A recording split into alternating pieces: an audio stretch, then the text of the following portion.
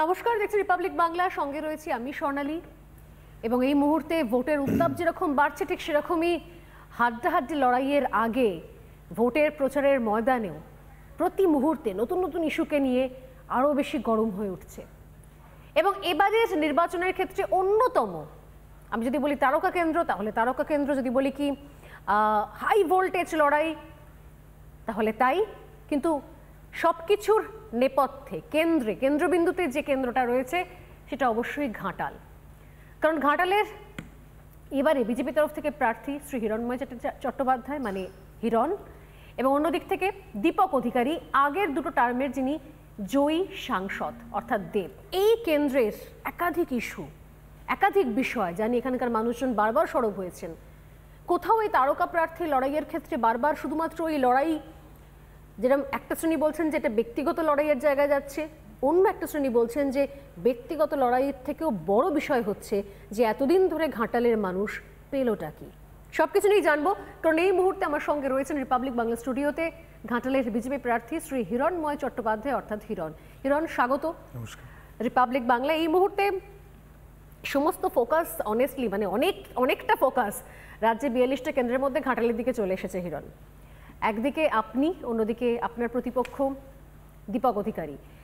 যে সময় থেকে আপনি হয়তো জানতেনও না যে ঘাটালে আপনি প্রার্থী হবেন বা আপনার উল্টো দিকে দেব প্রার্থী হবে, কারণ আমরা দেখলাম মাঝখানে দেব তিনি বলছিলেন বারবার করে, সোশ্যাল মিডিয়াও তিনি লিখছিলেন যে তার এটাই লাস্ট দিন পার্লামেন্টে, এরপর তিনি হয়তো রাজনীতি থেকে বিদায় নেবেন, তিনি আবার তার প্রফেশনেই ফুল ফ্লেজেড থাকবেন।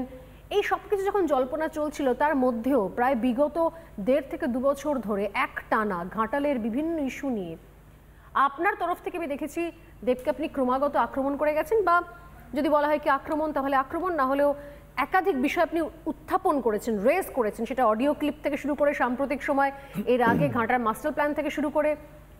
কোথাও কি মনে হচ্ছে যে এই নির্বাচনের ক্ষেত্রে এতদিন ধরে যেটা আপনি বলে এসছেন সেটার বোধহয় এই প্রচারের ময়দানে একটা অ্যাডভান্টেজ পাওয়া যাবে? স্বর্ণালী, নমস্কার আপনাকে। যেটা বলতে চাই সেটা হলো যে আপনি যেটা বলছেন যে এটা দুজন তারকার লড়াই, ব্যক্তিগতভাবে আক্রমণ বা ব্যক্তির লড়াই, আমি সেখানে আমি বলছি না, মার্কেটে এরকম খবর যারা বলছেন আমি তাদের সঙ্গে একদম পুরোপুরি অমত। কারণ এটা কোনো তারকার লড়াই নয়, এটা কোনো ব্যক্তির লড়াই নয়, এটা পশ্চিমবঙ্গের মানুষের ভবিষ্যতের লড়াই। একজন অভিনেতা যখন রাজনীতি করতে আসেন তার মানেই হলো তিনি প্রথমেই মিথ্যে কথা বলেন, কারণ তিনি অভিনয় করবেন সারা বছর ধরে আর রাজনীতি করবেন শুধুমাত্র 5 বছরে একবার হাত জড়ো করে বলবেন মেকআপ লাগিয়ে মুখে যে আমাকে ভোটটা দেবেন, আমি আসবো বলে তোমার দেখা নাই রে, তোমার দেখা নাই, তোমার দেখা নাই রে, তোমার দেখা নাই। গত 10 বছরে মাননীয় সাংসদ যিনি ঘাটাল লোকসভার মানুষকে প্রতিশ্রুতি দিয়েছিলেন যে তাদের পাশে থাকবেন, তাদের বিপদে আপদে থাকবেন, তিনি শুধুমাত্র লোকসভায় দিল্লিতে গেছেন তাদের হয়ে কথা বলতে 11%। 89% তিনি শুটিংয়ে ব্যস্ত ছিলেন।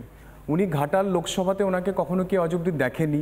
হ্যাঁ, দেখেছে একবার দুবার, মাঝে মধ্যে তো দেখতে পাচ্ছে, যখন বৃষ্টি হচ্ছে বা ত্রাণ দেওয়ার জন্য হোক, সেই সময় তো ওনার সোশ্যাল মিডিয়া প্রোফাইলও দেখতে পাওয়া গিয়েছিল যে দেব তো গেছেন সেখানে, এমনটাই বলছি। সেটাই বলতে যাচ্ছিলাম যে যখন বৃষ্টি হয়, যখন বন্যা হয়, তখন এক হাঁটুও নয়, এক গোড়ালি জলে দাঁড়িয়ে ফটোগ্রাফারদেরকে, সাংবাদিকদেরকে বলে খিচ মেরি ফটো, খিচ মেরি ফটো।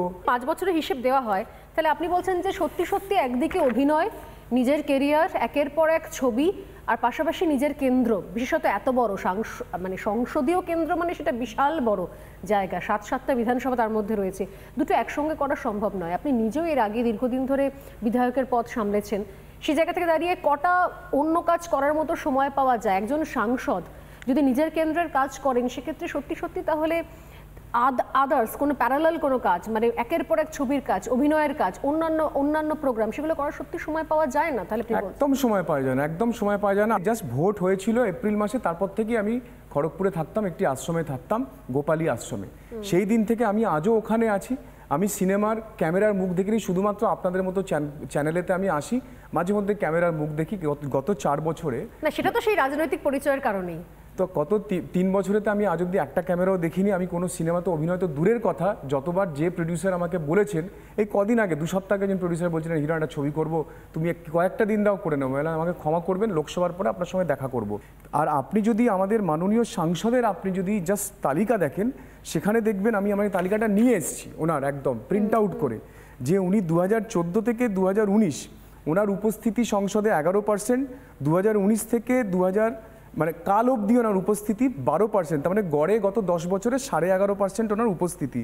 উনি 18ই মে 2014 থেকে 13ই ফেব্রুয়ারি 2019 সংসদে ওনার ডিবেটের পরিসংখ্যান মাত্র 2টো, মানে 5 বছরে উনি মাত্র 2বার ডিবেটে অংশগ্রহণ করেছেন।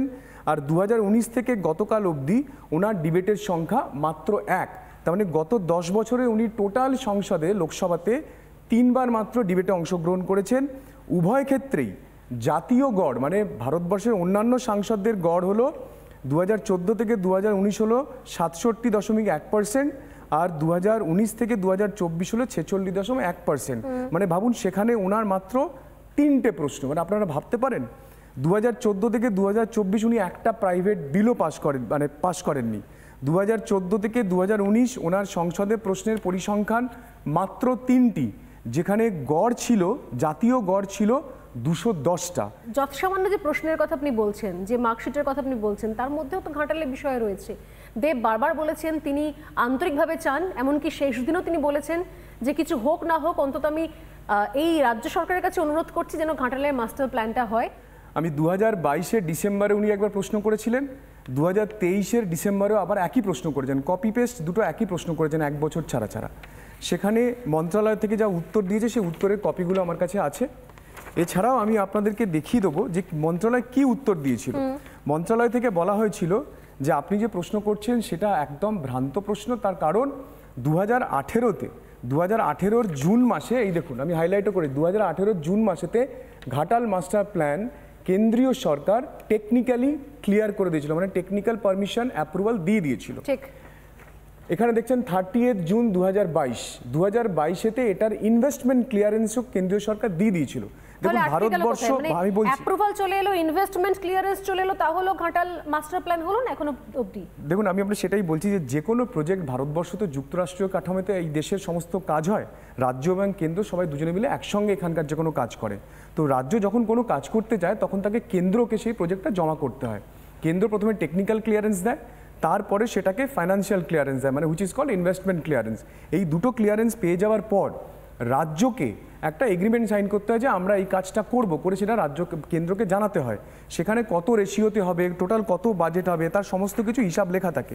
তাই এই হিসাব এখানে লেখা আছে যে টোটাল দেখুন এখানে 657 স্কোয়ার কিলোমিটারের এই প্রজেক্ট করতে কতদিন সময় লাগবে, দেখুন 4 বছর সময় লাগবে। প্রজেক্টের বেনিফিট রেশিও 1.45:1, এই সমস্ত ডিটেলস আমার কাছে আছে। তো সেখানে রাজ্যের প্রথম কাজ হলো 1894 সালের যে জমি অধিগ্রহণ আইন আছে তার সেকশন 4-এতে জেলা শাসককে বলতে হবে যে আপনি সেকশন 4 আন্ডার 1894 অ্যাক্টে আপনি জমি অধিগ্রহণ করবেন, তবে তো একটা প্রকল্প হবে।